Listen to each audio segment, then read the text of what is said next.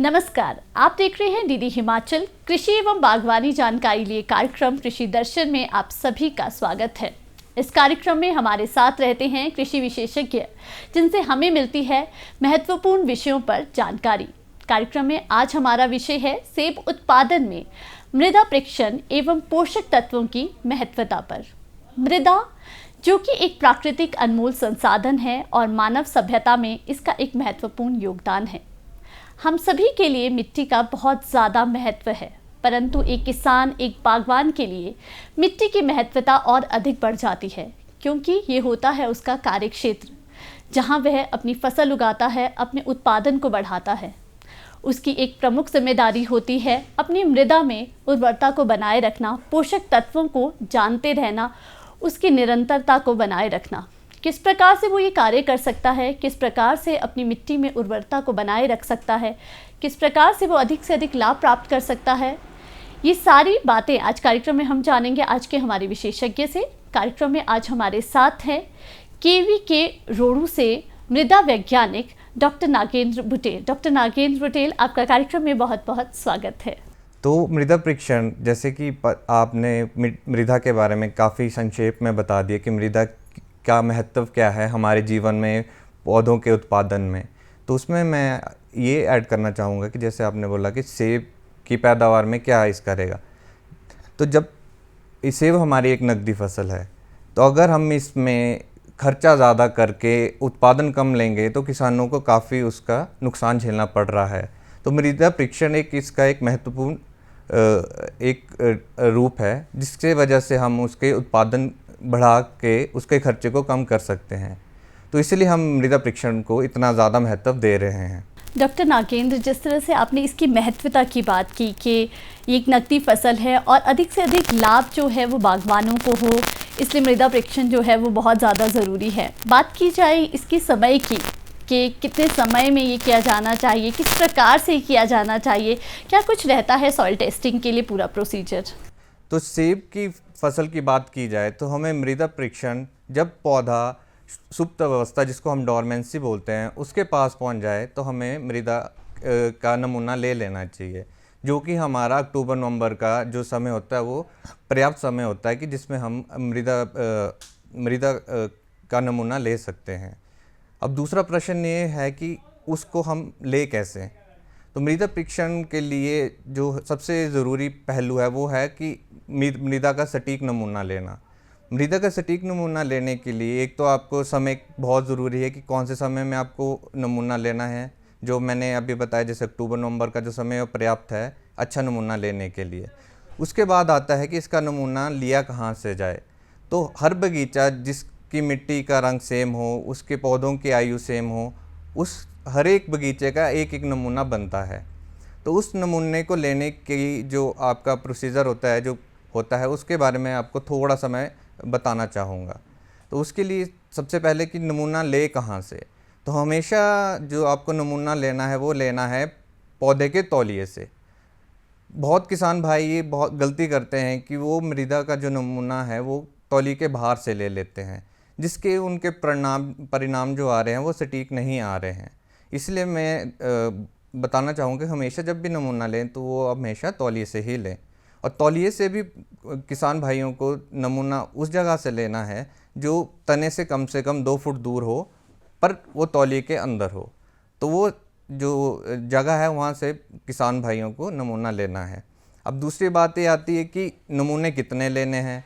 तो एक बगीचे से कम किसान भाइयों को 5-6 पौधों से नमूना लेना है। तो नमूना लेने के बाद प्रश्न उठता है कि कितने गहराई तक वो नमूना लेना चाहिए किसान भाइयों को। तो किसान भाइयों को कम से कम आधा से 1 फुट नमूना लेना चाहिए गहरा खोद के। फिर उसके बाद होता है कि किसान भाइयों को मुश्किल आती है कि वो नमूना किस चीज़ से लें। आजकल जो सॉइल ऑगर है उससे किसान भाई बहन अपना नमूना मिट्टी का ले सकते हैं। पर अगर किसान भाइयों के पास अगर ऑगर नहीं है तो वो खुरपी से भी अपने मिट्टी का नमूना ले सकते हैं। खुरपी का ये ध्यान रखना है, अगर वो पूरी मिट्टी की जांच करा रही हैं तो उसमें एक तत्व आता है आयरन। अगर वो लोहे की किसी चीज़ से अगर मिट्टी का नमूना लेंगे तो उसमें लोहे की मात्रा बहुत आ जाती है। तो इसलिए वो स्टेनलेस स्टील जिसको हम बोलते हैं उसका इस्तेमाल कर सकते हैं नमूना लेने के लिए। तो उसकी प्रक्रिया ऐसी है कि हमें एक वी कट बनाना होता है। जैसे हम केक काटते हैं वी करके, वैसे हमें एक वी कट बनाना पड़ता है। वी कट बनाएंगे आधा से 1 फुट गहरा, और उसको हम जो मिट्टी होगी उसको हम निकाल देंगे। फिर जो हमारा वी कट बनता है उसकी साइड से कम आधा इंच मोटी हमें परत मिट्टी की ऊपर से नीचे तक लेनी है। वैसे ही हमें 5-6 पौधों से ऐसे ही नमूना लेके उसको एक बाल्टी में डाल के उसको अच्छे से मिला लेना है। और कोशिश करें कि जहाँ पे पानी खड़ा हो, जहाँ पे आपने गोबर रखा हो, जहाँ पे आपने खादों का भी इस्तेमाल किया, वहाँ से आप नमूना ना लें। तो आपसे ये जानना चाहेंगे कि जो एक बागवान है वो नज़दीकी जो प्रयोगशाला है उसका पता कैसे लगाएं, कहाँ कहाँ जो है वो आपकी प्रयोगशालाएं जो है वो कार्य कर रही हैं? अगर हम सरकारी इंस्टीट्यूट्स की बात करें तो हम मशोबरा जो नौणी के अंडर रिसर्च स्टेशन है वहाँ पे मिट्टी की जांच करा सकते हैं। कृषि विज्ञान केंद्र रोडू में इसकी सुविधा है, आप मिट्टी की जांच वहाँ करा सकते हैं। इसके अलावा बहुत सारी प्राइवेट लैब्स भी खुल गई हैं जहाँ पे किसान भाई बहन अपनी मृदा की जांच करवा सकते हैं। इसके अलावा वो नौणी विश्वविद्यालय में भी अपनी मिट्टी की जांच करवा सकते हैं। डॉक्टर नागेंद्र, जिस तरह से आपने मृदा की जांच के बारे में हमें बताया, जो हमारे बागवान हैं यदि वो मृदा स्वास्थ्य कार्ड बनवाना चाहते हैं, जिस तरह के कार्यक्रम जो है आपके विभाग द्वारा चलाया जा रहा है, तो क्या कुछ प्रोसीजर रहता है, क्या कुछ कार्य किया जाता है इसके माध्यम से, किस तरह से जो बागवान है वो मृदा स्वास्थ्य कार्ड बनवा सकते हैं और इसका लाभ ले सकते हैं? तो जैसे कि मृदा जो किसान भाई बहन किसी भी प्रयोगशाला में भेजते हैं उसके जो परिणाम आते हैं, जैसे कि उसमें दिया जाएगा कि पीएच कितना है, उसका नाइट्रोजन कितनी थी, उसमें फास्फोरस कितनी थी, तथा अन्य जो भी हमारे पोषक तत्व हैं उनकी मात्रा बताई जाती है। उसके अलावा उसमें ये बताया जाता है कि वो मिट्टी में कम थे, सामान्य थे या अधिक थे। उसके हिसाब से जो फसल किसान भाइयों ने लगानी है उसके आधारित उनको बताया जाता है कि उनको कौन सा उर्वरक किस समय पे कितनी दर पे डालना है। इससे उनको ये पता लगेगा कि किस चीज़ की उनको कमी है, कौन सा उर्वरक उनको डालना है और कौन सा उर्वरक नहीं डालना है। अगर डालना है तो कम डालना है या ज़्यादा डालना है।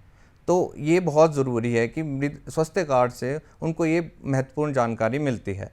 जिस आप प्रयोगशाला में भेजेंगे उनको, वहाँ से आपको ये हेल्थ कार्ड दिया जाएगा किसान भाई बहनों को, उनको अपने बगीचों में इस्तेमाल के लिए। डॉक्टर नागेंद्र, जिस तरह से जब हम मृदा का जो नमूना है वो जांच के लिए भेजते हैं, उसके बाद जो रिपोर्ट आने का समय होता है वो कितना कुछ समय जो है वो लगता है रिपोर्ट आने में, और जो बागवान हैं उन्हें उसका लाभ फिर किस प्रकार से मिल पाता है? रिपोर्ट आने का ऐसा है कि वो डिपेंड करता है कि उस प्रयोगशाला में कितने नमूने आ रहे हैं, उनका टाइमिंग क्या है देने की, नमूना देने की। तो वो आपका कभी कभी हफ्ते से लेके महीने भी लग सकते हैं। इसीलिए हम किसानों से अनुरोध करते हैं कि वो अपने मिट्टी का नमूना कम से कम अक्टूबर-नवंबर तक दे जाएं, ताकि उनको समय रहते हुए उनकी रिपोर्ट मिल पाए और वो उस रिपोर्ट का इस्तेमाल अपने बगीचे में उर्वरकों का इस्तेमाल करने में कर सकें। इस समय में वो किन बातों का ध्यान रख सकते हैं, किस प्रकार से जो कमी है उसको पूरा कर सकते हैं, और जो पोषक तत्व हैं उसकी मात्रा को जो है वो बढ़ा सकते हैं? नमूने का रिज़ल्ट आते ही किसान भाई बहन सॉइल हेल्थ कार्ड के ज़रिए अपनी मृदा में उर्वरकों का इस्तेमाल करके अपनी उत्पादकता को बढ़ा सकते हैं और अपने सबसे ज़रूरी है कि अपनी मिट्टी के स्वास्थ्य को बनाए रख सकते हैं। किसान भाई बहन अगर मिट्टी की जांच कराए बिना उर्वरकों का इस्तेमाल कर रहे हैं तो उन्हें अंदाज़ा नहीं है कि मिट्टी में किस चीज़ की कमी है और क्या उनके लिए आवश्यक है। तो वो उसका बहुत जिस चीज़ की ज़रूरत है उसका इस्तेमाल नहीं करके और जिसकी नहीं ज़रूरत है उसका ज़्यादा इस्तेमाल कर रहे हैं। उससे उनको जो बोलते हैं हम इकोनॉमिक भी कोई फ़ायदा नहीं मिल रहा है और उसकी उत्पादकता भी इतनी नहीं बढ़ पा रही है। तो जब जब किसान हमसे परामर्श करता है कि इसका क्या उनको फ़ायदा हो रहा है, तो हम उनको ये इसकी जानकारी देते हैं कि उर्वरकों का सही इस्तेमाल से आपकी उत्पादकता बढ़ेगी और आपकी मिट्टी भी स्वस्थ रहेगी लंबे समय तक। क्योंकि पेड़ ऐसा, सेब का पेड़ आपको 1 साल के लिए फल नहीं देगा, वो आपको 15, 20, 30 साल तक फल देगा। तो उसके लिए हमें मिट्टी का स्वास्थ्य बनाए रखना बहुत ज़रूरी है। डॉक्टर नागेंद्र, जिस तरह से आप काफ़ी समय से जो है सॉइल टेस्टिंग से जुड़े हुए हैं, इसमें कार्य कर रहे हैं, ऐसे में आप बागवानों के साथ रूबरू होते रहते हैं और उनसे जानते रहते हैं कि वो किस प्रकार से कार्य कर रहे हैं। यदि हम सॉइल टेस्टिंग की बात करें तो इसके माध्यम से वो किस प्रकार से अपने लाभ को और ज़्यादा बढ़ा सकते हैं? किसान भाई एक उर्वरकों का इस्तेमाल बहुत अंधाधुंध तरीके से कर रहे हैं। जिस उर्वरक की उनको ज़रूरत नहीं है वो बहुत अधिक मात्रा में वो डाल रहे हैं। जैसे कि मैं आपको बताऊं कि जितने भी नमूने अभी हमारी प्रयोगशाला में हुए हैं उसमें से 80% में फॉस्फोरस बहुत ज़्यादा पाया गया है, जो कि हमारी जो लिमिट है उससे भी 10 से 20 गुना ज़्यादा है। पोटाशियम बहुत ज़्यादा पाया गया है, नाइट्रोजन कम है। तो इससे ये पता लगता है कि किसान भाई जो हैं वो उर्वरकों का इस्तेमाल तो कर रहे हैं पर सही तरीके से नहीं कर रहे हैं। तो जब भी हमारा मिट्टी के नमूने का परिणाम आता है तो उसके आधार पे हम उनको ये बताते हैं कि आपको फास्फोरस की जो खाद है उसको कम इस्तेमाल करना है, पोटाशियम को कम यूज़ करना है। इससे उनको ये होगा कि उनके मिट्टी का स्वास्थ्य भी अच्छा रह रहा है। दूसरा, उनका जो उत्पादन है उसमें भी वृद्धि हो रही है। तीसरा ये है कि उनका जो खर्चा है वो कम हो रहा है। तो इसलिए जो आपका मृदा परीक्षण है उनके लिए बहुत लाभदायक साबित हो रहा है। डॉक्टर नागेंद्र, हम कह सकते हैं कि जो मृदा परीक्षण है वो कहीं ना कहीं जो बागवानों का खर्चा है वो कम कर रही है और कहीं ना कहीं उनका जो लाभ है उसका प्रतिशत जो है वो और अधिक बढ़ा रहे हैं। आप क्या कहना चाहेंगे इस बारे में? बिल्कुल, जैसे कि मैं अपने ही प्रयोगशाला की बात करूं तो जितने भी 80% जो नमूने थे जिनमें फास्फोरस ज़्यादा था उनमें हमने उनको ये बताया कि आप ये जो फास्फोरस है उसको ना डालें, चाहे वो किसी मिक्सचर के थ्रू हो, जैसे 12-32-16 वो डाल रहे हैं, बहुत वो सुपर डाल रहे हैं, वो 15-15 डाल रहे हैं। उससे सबसे बड़ी प्रॉब्लम ये आ रही है, समस्या किसानों को ये आ रही है कि जैसे ज़्यादा फास्फोरस से उनको जिंक की बहुत बड़ी समस्या आना शुरू हो गई है, जो कि हमारी मिट्टी में पर्याप्त मात्रा में है। पर जब हम फास्फोरस की जो लेवल है उसको मिट्टी में बढ़ा रहे हैं तो उससे जो जिंक का लेवल है उसको में काफ़ी ज़्यादा कमी आ रही है, जिसके परिणाम स्वरूप सेब की फसल में आपको छोटे पत्ते, जिसको हम रोजेटिंग बोलते हैं, जो गुच्छा बन जाता है, वैसी समस्या देखने में मिल रही है। उसके लिए किसान को और खर्चा करना पड़ रहा है, उसके लिए जिंक का स्प्रे करना पड़ रहा है। तो इसीलिए जो है ये हमारा जो सॉइल हेल्थ कार्ड जो हम किसानों को देते हैं, खर्चा कम करने में इस प्रकार से किसान भाइयों की मदद कर रहा है। डॉक्टर नागेंद्र, जिस तरह से हम मृदा परीक्षण की बात कर रहे हैं, पोषक तत्वों की महत्वता पे बात कर रहे हैं, ऐसे में ये जानना बहुत ज़्यादा ज़रूरी हो जाता है कि क्या इन पोषक तत्वों की कमी या बहुत ज़्यादा बढ़ोतरी से मानव स्वास्थ्य पर भी किसी प्रकार का प्रभाव पड़ रहा है? जी बिल्कुल, जैसे कि मैंने बताया कि ज़्यादा फास्फोरस से पौधे में जिंक की कमी आ रही है। अब जैसे हमारा कोविड का काल था, उसमें जब भी कोई बीमार हो रहा था तो उसको डॉक्टर बोल रहे थे कि आप जिंकोविट खाओ। जिंकोविट मतलब जिंक। तो जैसे कि अगर हमारे पौधे में जिंक की कमी है, वो हम ग्रहण कर रहे हैं, तो हमें उससे जिंक की आपूर्ति नहीं हो पा रही है, इसीलिए हमें जिंक की दवाइयाँ खानी पड़ रही हैं। तो इससे बेटर है कि हम जो हमारे फल हैं, हमारे अन्न हैं, उससे हम अपनी इनकी मात्रा पूरी करें, ना कि हमें दवाइयों पे जाएं। तो जैसे बोलते थे कि हमें खाने को दवाई नहीं बनाना है। दवाई जैसे अब सब भी है कि सुबह उठ के दवाई खाएंगे, शाम को दवाई खाएंगे, पर हम ऐसा करना है कि खाने को दवाई बनाना है, कि हम जो खाना खाएं वही हमारी जो पोषक तत्वों की है वो मात्रा को शरीर में पूरा करे। दूसरा, जैसे नाइट्रोजन बहुत ज़्यादा इस्तेमाल करने से हमारे जो नाइट्रेट की मात्रा पानी में बहुत हो रही है, उससे कई समस्या आ रही हैं।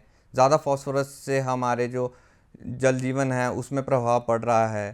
तो जब भी आप प्रकृति के साथ खेलेंगे तो आपको उसके परिणाम अच्छे तो नहीं मिलेंगे। तो ऐसे में जब हम बात करते हैं लोगों की जागरूकता की, बागवान और कृषकों की जागरूकता की, तो वो आप कितना देखते हैं? क्या लोग इसके प्रति जागरूक हैं? क्या वो आपके पास आते हैं सॉइल टेस्टिंग के लिए? जी, जैसे कि मैंने बताया कि हमारी जो प्रयोगशाला इस साल काफ़ी अधिक नमूने आए हैं, पर अभी भी हमें उसको और जागरूकता फैलाने की ज़रूरत है, क्योंकि मिट्टी के जो जांच है 1000 से कुछ नहीं होगा। हर गांव का हर किसान जब तक मिट्टी की जांच नहीं कराएगा तो उसको परिणाम अच्छा नहीं मिल पाएगा। तो मेरा तो यही अनुरोध है कि हर किसान को हर 2 या 3 साल में अपने मिट्टी की जांच अवश्य करा लेनी चाहिए। तो क्या आपके विभाग द्वारा किसी तरह के जागरूकता कार्यक्रम भी जो हैं बागवानों के लिए चलाए जाते हैं? हमारे जो विभाग है, जो कि हमारा कृषि विज्ञान केंद्र है, उसका एक ये महत्वपूर्ण मैंडेट है कि हमें किसानों को जागरूक करना है, जो भी हमारी जो अच्छी साइंटिफिक इंटरवेंशंस हैं उसके लिए। तो मृदा परीक्षण के लिए भी हम किसान भाइयों को हर गांव में जाके जागरूक करते हैं कि इसकी आवश्यकता क्यों है, वो कब कराएं, कैसे कराएं। तो इसका हम समय समय पे जागरूकता शिविर लगाते रहते हैं।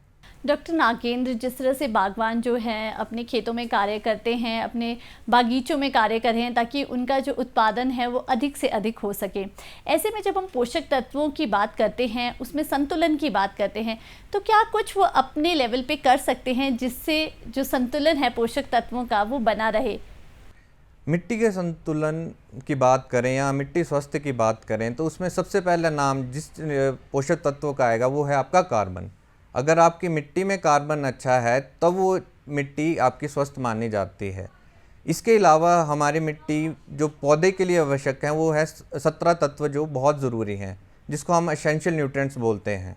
तो जब तक वो 17 के 17 पोषक तत्व पौधे को नहीं मिल रहे हैं, वो अपनी उत्पादकता शक्ति को नहीं प्राप्त कर सकता है।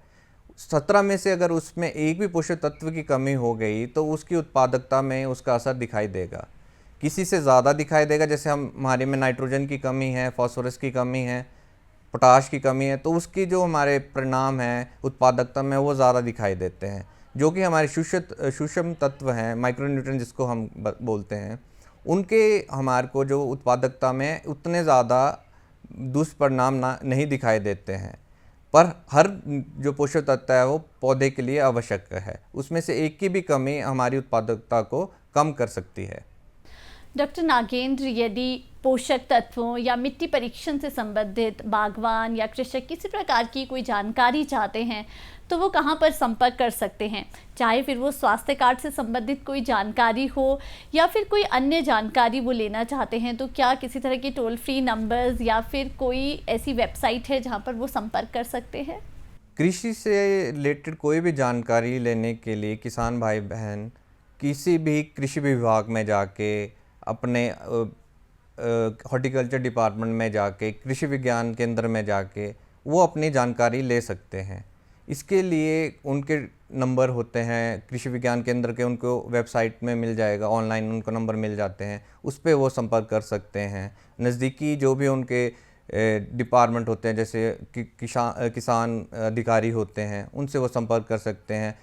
उनके बागवानी अधिकारी होते हैं, उनसे संपर्क कर सकते हैं। तो वो उनको उसकी समस्या के बारे में संक्षेप में उनको जानकारी दे देंगे। ऐसे में यदि मिट्टी का परीक्षण नहीं कराया गया है और उर्वरक जो है वो अधिक मात्रा में प्रयोग किए गए हैं, या हम कहीं कई जगह पर बहुत ज़्यादा न्यूनतम मात्रा में इसका प्रयोग किया गया है, तो क्या ये दोनों ही स्थितियां चिंताजनक हैं? जी बिल्कुल। जैसे कि अब मैंने पहले भी बताया, किसी भी पोषक तत्व का कम होना भी पौधे को प्रभावित करता है और उसका अधिक मात्रा में होना भी प्रभावित करता है। तो हमें ध्यान रखना चाहिए कि कोई भी पोषक तत्व है ना मिट्टी में बहुत ज़्यादा हो ना मिट्टी में कम हो। अगर मिट्टी में कोई भी पोषक तत्व कम है उसकी हम पूर्ति कर सकते हैं, खाद्य डाल के, गोबर डाल के, कोई भी हमारे उर्वरक डाल के। पर अगर मिट्टी में कोई भी हमारा पोषक तत्व बढ़ जाता है उसको मिट्टी से निकालना बहुत मुश्किल है। तो किसान भाइयों को इसीलिए हम मृदा परीक्षण के लिए जागरूक करते हैं, क्योंकि मिट्टी में अगर कोई चीज़ ज़्यादा होगी तो उसको निकालना बहुत मुश्किल है। इससे अच्छा है कि हम जितनी मिट्टी को ज़रूरत है उतना ही दें, ताकि मिट्टी का संतुलन ना बिगड़े, ना उसमें कमी हो ना उसमें ज़रूरत से ज़्यादा वो चीज़ आए।